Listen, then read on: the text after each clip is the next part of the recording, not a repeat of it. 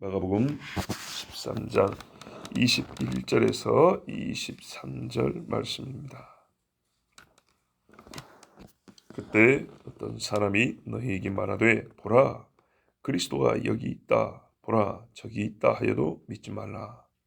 거짓 그리스도들과 거짓 선지자들이 일어나서 기적과 기사를 행하여 할 수만 있으면 택하신 자들을 미혹하려 하리라. 너희는 삼가라 내가 모든 일을 너희에게 미리 말하였노라. 아멘.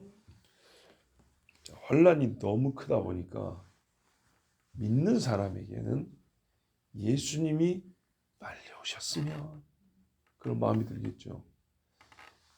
그리고 예수님이 어디 있다 소리만 들면 아닌 줄 알면서도 혹시라도 하는 생각이 들겠죠. 아직 환난 중입니다. 환난 중이면 어떤 일이 기본으로 깔려있냐면 진짜 예수쟁이들을 핍박하는 상황이 기본으로 깔려 있습니다. 그런데 그 핍박 때문에 신자들이 예수님을 빨리 보고 싶어 하기 때문에 이런 심정을 이용해서 너희라고 불리는 그리스도의 제자들, 택한 자들 이야기입니다. 택한 자들을 어떻게 하겠어요? 잡아들이기 위해서 그리스도를 써먹겠죠. 예수가 왔다. 아직도 모르고 굴에 숨어 있느냐. 이런 식의 삐라를 날린다든지 확성기를 틀어댄다든지 옛날에 전쟁할 때 심리전을 많이 하잖아요. 그런 것처럼 너희라고 불리는 택함 받은 자들을 미혹하려고 그리스도를 써먹는데 그리스도가 여기 있다 또는 저기 나타났다 이런 식으로 말을 하면 사람의 마음이 분명히 아닌 줄 알면서도 혹시라도 하면서 고개를 끼우달 때 확 잡아가 버리죠. 물고기가 그렇잖아요. 예. 애매하게 고개를 내밀 때 그물로 확 그렇게 가는 것처럼 이렇게 믿는 사람들을 낚아채기 위해서 거짓말하는 사람들이 나온다는 얘기입니다. 자, 그리고 이 사람들을 믿게 하려고 그리스도인들을 믿게 하려고 뭘 또 활용을 하냐면 이 거짓 선지자들을 쓰는데 이들이 갖고 있는 비상한 능력을 씁니다. 예를 들면 이제 적그리스도가 희한한 재주 있거나 세상 말로 초능력이고 신앙적 표현, 종교적 표현하면 기적을 행할 어떤 뭔가 능력이 있는 사람들, 악신이 확 든 사람들이죠.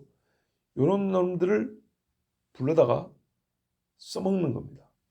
너희의 어떤 기적행위를 영상으로 찍어서 보낸다든지 아니면 그 사람들이 어느 공개적인 장소에서 뭔가 쇼를 하고 그리스도 비슷하게 모양을 하고 성경 말씀 몇 개 외우게 하고 이래가지고 내가 그리스도다 이렇게 하면 숨어있던 사람들이 이렇게 빼꼼히 내다본단 말이죠. 이 표적과 기적이라는 이상한 행위들을 가지고 사람들을 미혹합니다. 자, 이 두 가지가 사람들을 미혹하는데 제일입니다.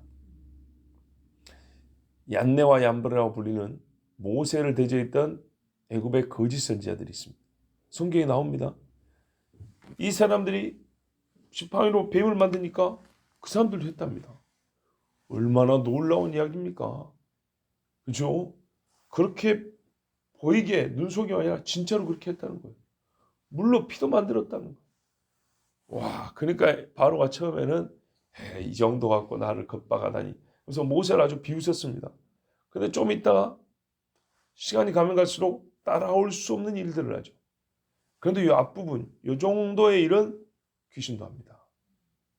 그러니까는 이런 일들을 통해서 사람들의 마음을 미혹하고 거기다가 그들이 하나님이 믿는 사람들을 버린 것 같은 느낌이 들 만한 이 고통의 때에 자칭 그리스도라 하고 놀라운 기적을 몇 가지 행하면서 성경 말씀 몇 가지 줄줄줄줄 읊어내면 혹 하고 나타난다. 믿는 사람들이 그 사람을 따를 수 있다 이거죠.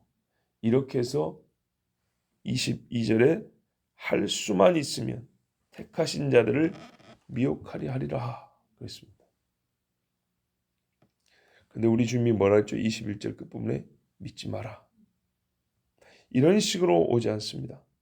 그리고 24절 이하에 주님이 오시는 방법을 정확하게 가르쳐 줍니다. 24절에서 27절 이런 겁니다. 내가 올 때는 이상한 일을 행하면서 너희 보고 와서 빼꼼히 보라 이런 식으로 너희를 부르지 않는다. 내가 올 때는 너희가 숨어있고 싶어도 너희가 숨어있는 장소에서 너희도 모르게 몸이 끌려 나올 거다. 확 끌어당길 거다. 이런 식으로 온다. 그리고 여기저기가 아니라 온 천하가 한눈으로 볼 수 있게 공중에서 임한다. 그러니까는 그런 식의 방법으로 너희를 미워할 때 절대로 따라가지 마라. 딱 차이가 나죠. 예. 이렇게 해서 우리 주님이 사람이 경험할 수 있는 마지막 미혹까지 이길 수 있고 분별할 수 있도록 가르쳐 주셨습니다. 자, 이 부분이 중요합니다. 갈수록 그리스도의 이름의 우리에게 미혹의 빌미가 된다는 겁니다. 그러니까는 뭐냐면 그리스도의 이름이 핍박의 이유만 되는 것이 아니라 우리를 오히려 믿는 사람들을 믿음에서 떠나게 하는데 쓰여지는 이름이 된다는 겁니다. 작년인가에 말씀드렸어요. 뭐라 하냐면 세상은 기독교 세계가 될 거라 그랬어요. 그러니까는 이제 듣기는 좋으니까 아멘 그랬잖아요. 근데 그게 무슨 말이냐? 적 그리스도를 섬기는 세상이라 참 그리스도를 섬기는 그리스도인들을 죽인다 그랬잖아요.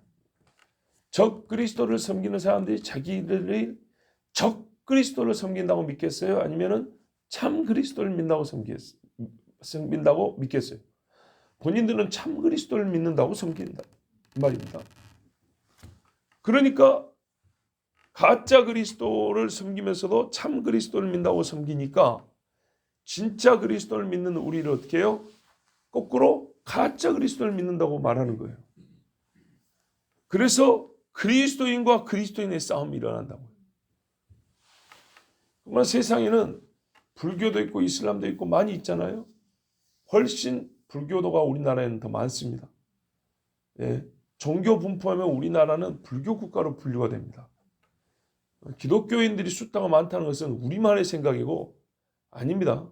공식적으로는 불교인이 훨씬 많습니다. 그래서 우리나라는 불교 국가라고 합니다. 오늘 처음 말씀드린 건 아닌데 놀라시네요. 진짜입니다. 지도 같은데 애들이 보는 그 교육용 이 지도 있죠. 거기 보면 각 나라의 종교를 알아보아요. 뭐 이런 식으로 해가지고 색깔로 칠해져 있어요. 불교는 뭐 황토색, 기독교는 빨간색, 무슨 종교는 뭐 회색 이렇게 나는데 제가 본 거로는 다 우리나라는 불교색으로 칠해져 있습니다. 대표적으로 한 나라라면 우리나라는 불교입니다. 하여튼 불교인이 더 많습니다. 자, 이런 나라인데도 불구하고 왜 그리스도가 문제가 되냐? 다른 종교인들은 그거 불쾌하지 않겠느냐? 그래서 말씀드린 거예요. 희한하게도 그 언젠가는 세상의 기류가 말이죠. 그리스도에게로 이렇게 쏠릴 것이다. 종교 불문. 그리스도에게로 마음들이 이렇게 쏠린다. 예수라는 표현은 안 쓸지도 몰라요. 예수라는 표현을 안 쓸지 모르는데 물론 같이 쓰겠지만 하여튼 이스라엘이 말한 메시아, 지금 이스라엘 믿다고 그렇게 소리하면서도 이스라엘이 말한 메시아에게로 사람들의 관심이 쏠릴 것이고 그 중에 믿는 자가 많게 될 것이다. 물론 그들이 말하고 믿는 메시아는 참 메시아는 아니죠. 왜? 나사렛 예수가 아니니까. 그러나 세계는 희한하게도 이스라엘이 미우면서도 이스라엘이 말하는 메시아로 기울어질 것이다. 어떻게 그게 가능할까요? 어제도 잠깐 말씀드린 대로 광풍과 구름같이 몰려오는 군대가 깨져버렸어요. 이스라엘이 이겨버렸어요. 그러면 이스라엘 사람들이 뭐라면 여호와께서 우리를 돌봐주셨다 그런다. 여호와께서 우리를 지키셨다 그런다. 그럼 사람들이 뭘 볼까요? 그나마 성경을 좀 보겠죠. 성경 갖고 장사하는 사람 많이 나오겠죠. 내가 성경 좀 아는데 하면서 막 쫙 떠들어대겠죠. 그러면서 이스라엘 말하래요. 우리는 이 여호와 보내는 메시아를 기다린다 그러겠죠. 소위 메시아 대망론이라고. 그러면 어떤 거짓말쟁이가 나와야 일확천금을 얻고 누릴 수 있겠습니까? 자칭 메시아가 나와야 되겠죠. 그러니까 거짓 메시아들이 많이 나오는데 그 거짓 메시아들도 배경입니다.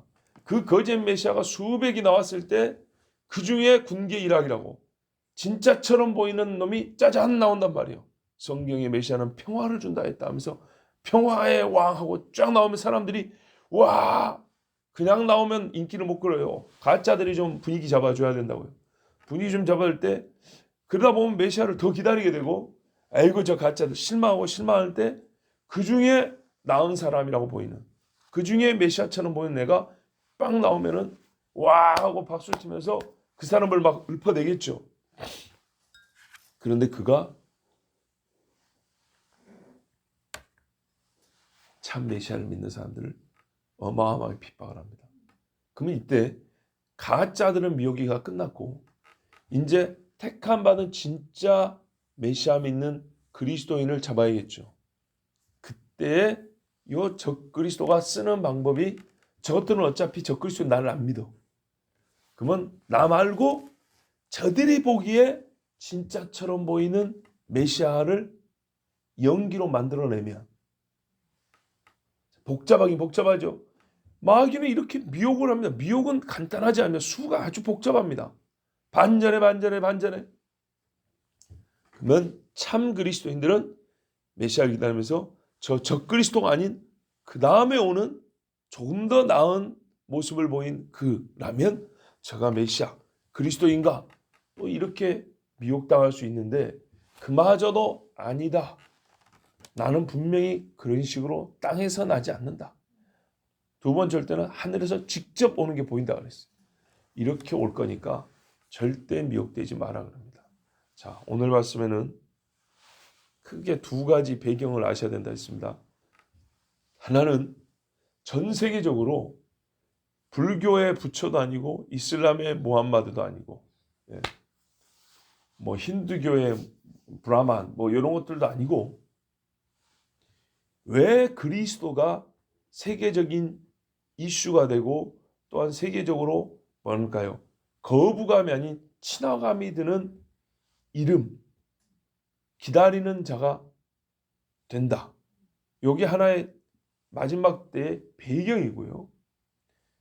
그리스도가 전 세계인의 관심사가 된다라는 큰 배경 안에 적그리스도가 나오고 그때 본격적으로 신자들이는 완전한 핍박이 있을 것인데 그 핍박 속에서 그리스도인들은 진짜 참 그리스도의 재림을 기다릴 텐데 그 마지막 남은 소망마저 미혹하여 참 그리스도에게서 떠나게 하는 가짜 그리스도들이 나온다 이 말입니다.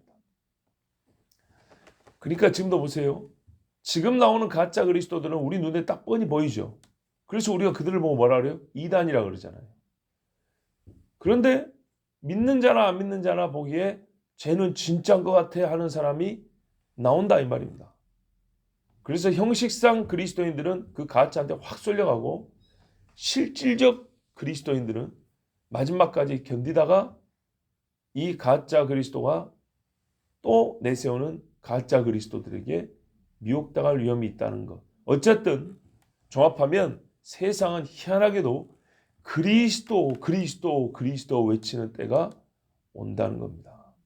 의외로 그때 우리는 좋아할 것이 아니고 오히려 더 위험하다라고 봐야 됩니다. 그때가 되면 진짜로 이제 집안에서 원수들이 생깁니다. 아주 묘하게. 왜요? 나는 그리스도가 싫어. 너는 그리스도를 믿어. 이래갖고도 잡아 죽이고 때리기도 하지만 내가 왜 가짜를 믿는다고 말해? 나도 그리스도를 믿고 나도 그리스도 섬기는 사람이야. 이럴 때는 더 싸움이 달라지죠. 지금은 믿는 자와 안 믿는 자라 하지만 그때는 믿는 자들입니다. 누가 자기 믿음을 부인하고 싶겠어요?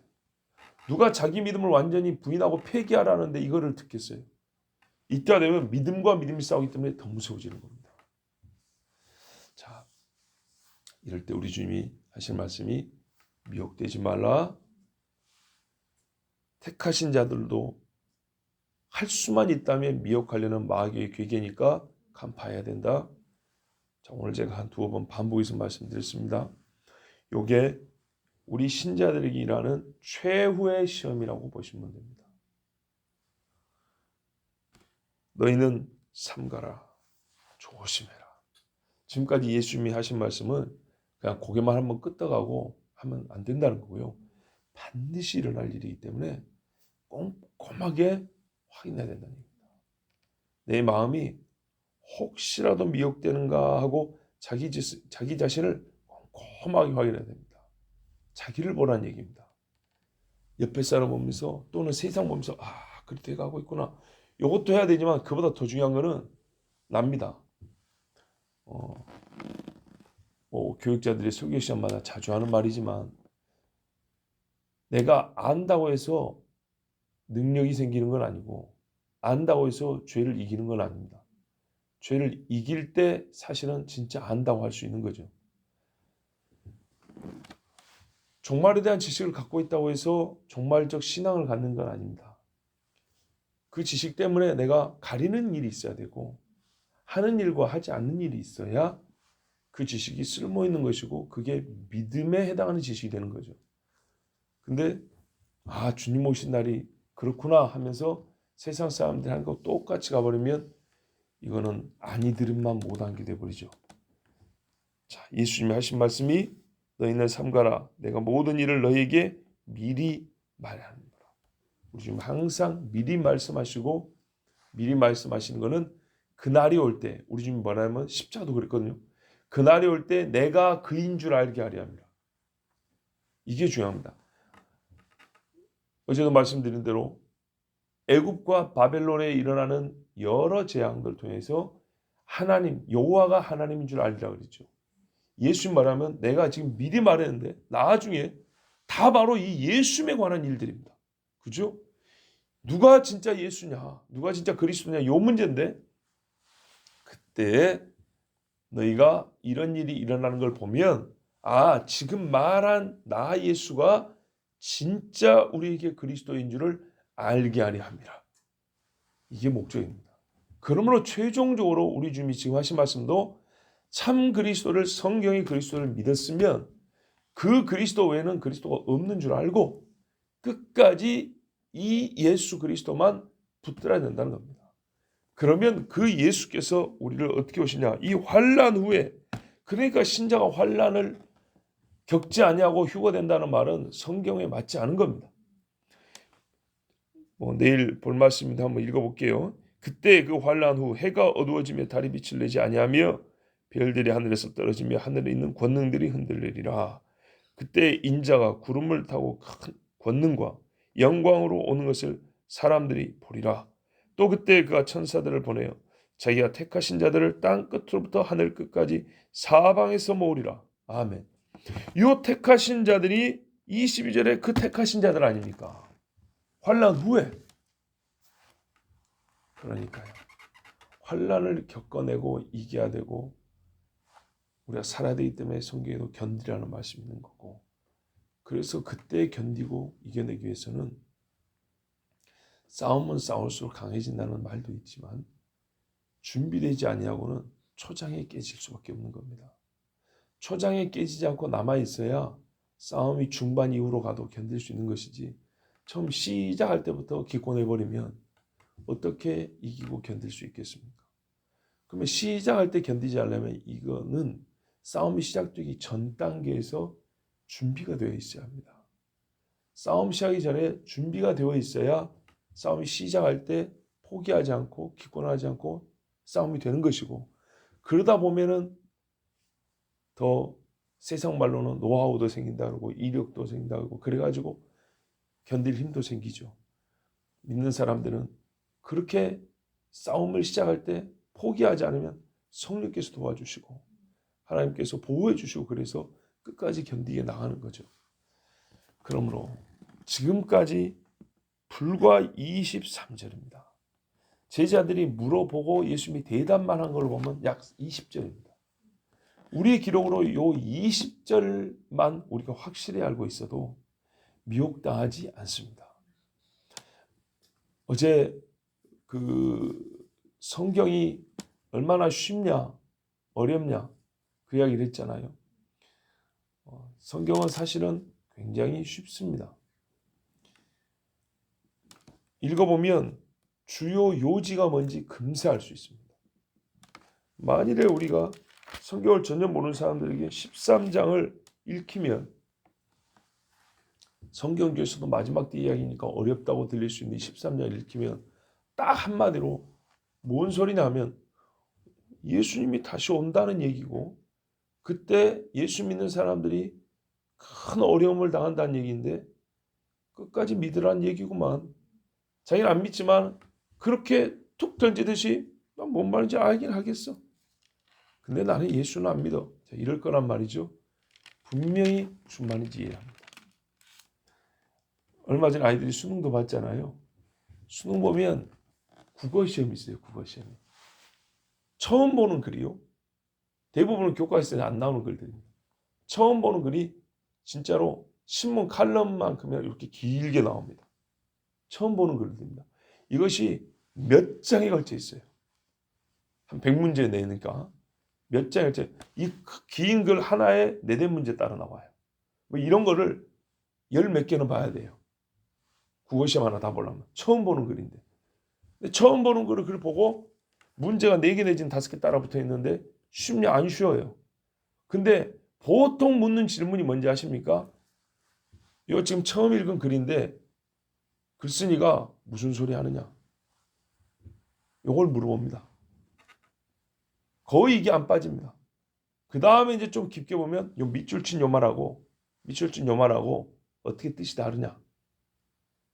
또 어떻게 같냐? 그 외에 복잡하게 문제를 만듭니다.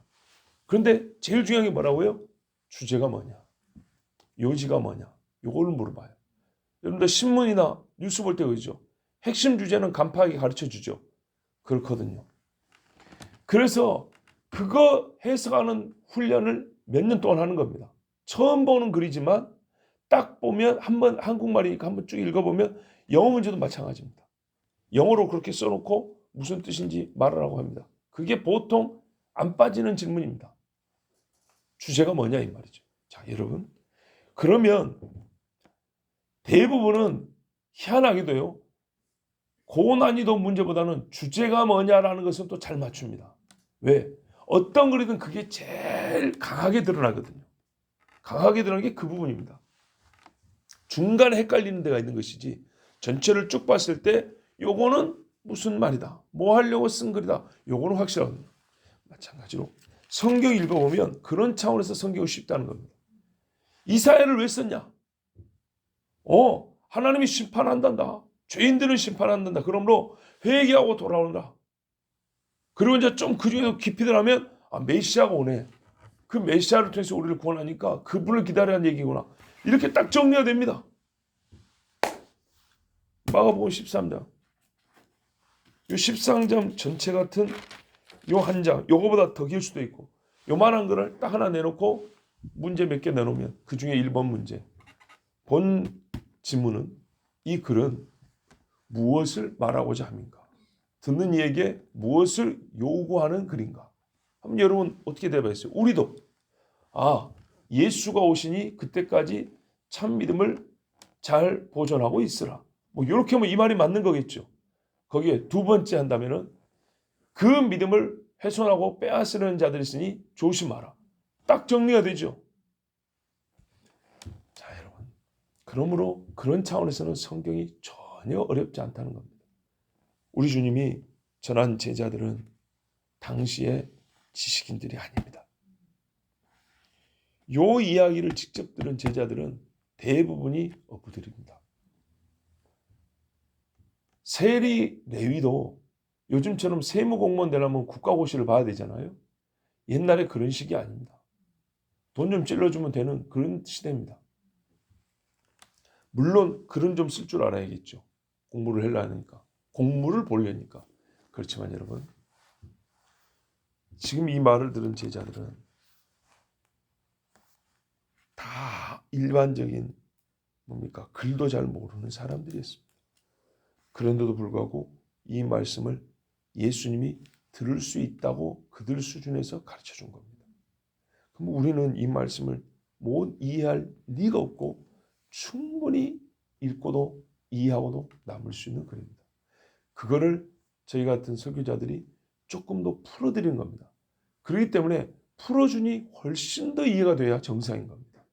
말을 더 어렵게 만드는 게 아니라 이 말 뜻을 더 풀어주고 또 이 말이 이렇게 짧게 돼 있다면 요거를 그 말과 말 사이에 있는 실제, 이 말은 실제를 가르쳐야 되는 그 실제 있을 일을 눈으로 볼 수 있는 것처럼 보는 것처럼 묘사해 주는 겁니다. 그래서 성경을 더 잘 보게 하려는 것이지 모르게 못 알아먹게 하려는 의도는 전혀 아닙니다. 보십시오. 21절부터 23절까지 여러분 읽었을 때 미혹되지 말라는 얘기구나. 이거는 대번에 합니다. 그런데 미혹되지 말라는 얘기구나. 이걸 안다고 해서 미혹을 안 당하는 게 아닙니다. 알고도 당한다니까요. 그러면 알고도 당할 위험이 있는 경우가 어떤 케이스일까 하면 아까 제가 말씀한 것처럼 요렇게 해서 거짓 그리스도들이 속이면 믿는 자들도 여차하면 속는다 이 말입니다. 우리가 어른들이 촌에서 서울 가면야 눈 살짝 감못 때문에 고백한다더라. 촌에서 산 사람들은 서울이 좀 두려워요. 그래서 조심해라. 우리가 서울 올라올 때 어른들이 그렇게 조심시킨단 말이에요. 근데 진짜로 서울 딱 왔더니 눈 감고 떠도 코는 안 베가요. 그 말의 실제가 뭐냐 이 말이죠. 실제가 뭐냐 하면 이제 서울에서 전부터 살던 사람들이 하는 말이 누가 마시라면 마시지 마세요. 예, 누가 친절을 베푸는 것처럼 하면서 보따리 들어다 준다 하면은 따라가지 마, 내놓지 마세요. 자꾸 뛰어버립니다. 이제 한 70년대 풍의 이야기지만 요렇게 했을 때 눈 감고 고백한다는 말이 뭔 말인지 실제적으로 이해가 되는 거죠. 그런 것처럼 미혹되지 말라. 미혹되지 말란 말이 뭐가 그리 어려워서 다 알겠구만 그렇게 말이 기냐. 그 미혹이란 게 뭔지 실제를 얘기해주면 아까 같이 그렇게 이해를 해야 요렇게 미혹을 하고 이렇게 해서 미혹을 당하는구나. 조심해야겠네. 이렇게 나온 거란 말이죠. 그래서 보따리 꽉 쥐는 것처럼 우리가 성경을 꽉 붙들고 있는 거죠. 그러므로 이렇게 주님이 미리 말씀하셨으므로 결코 여기 있다 저기 있다 할 때 찾아가면 안 됩니다. 그렇게 하고 싶은 마음이 들 겁니다. 선악과도 한번 먹어볼까? 분명히 아니라고 했는데도 그런 마음이 들 겁니다. 그때 고개 내밀지 마시고 주님이 와서 나팔소리 불고 우리를 끌고 올라갈 테니까 그때까지 믿음을 잘 지키셔야 되겠습니다. 이거는 저와 우리 집도 마찬가지입니다. 기도하겠습니다.